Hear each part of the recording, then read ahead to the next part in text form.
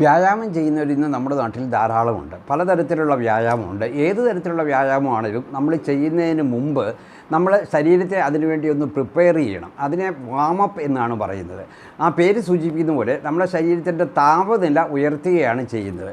അങ്ങനെ നമ്മൾ ചെയ്തില്ലെങ്കിൽ അത് ചിലപ്പോൾ ചില ആരോഗ്യ പ്രശ്നങ്ങൾക്ക് കാരണമാകാം. അതായത് നമ്മൾ മറ്റു വ്യായാമം ചെയ്യുമ്പോൾ നമ്മുടെ ശരീരത്തിൻ്റെ പേശികളിൽ ചില പരുക്കുകളുണ്ടാകാം. പരുക്കുകളുണ്ടായി കഴിയുമ്പോൾ നമുക്ക് വേദനയുണ്ടാകാം. അപ്പോൾ വ്യായാമം തന്നെ നമ്മൾ മുടക്കുവാൻ കാരണമാകും. അതുകൊണ്ട് നമ്മളെപ്പോഴും ഒരു 5 മുതൽ 10 മിനിറ്റ് വരെ സമയം നമ്മൾ വാമപ്പ് ചെയ്യണം. അത് പല രീതിയിൽ നമുക്ക് ചെയ്യാം. നമ്മുടെ കൈകൾ രണ്ടും കറക്കുന്നത്, അതുപോലെ തന്നെ കാലിൻ്റെ കണ്ണ നമ്മൾ ചുഴറ്റുന്നത്, ഇതൊക്കെ വാമപ്പ് പ്രൊസീജിയറാണ്.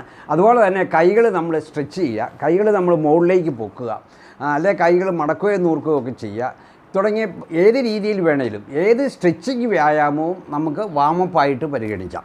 യോഗയും ഒരു സ്ട്രെച്ചിങ് വ്യായാമം.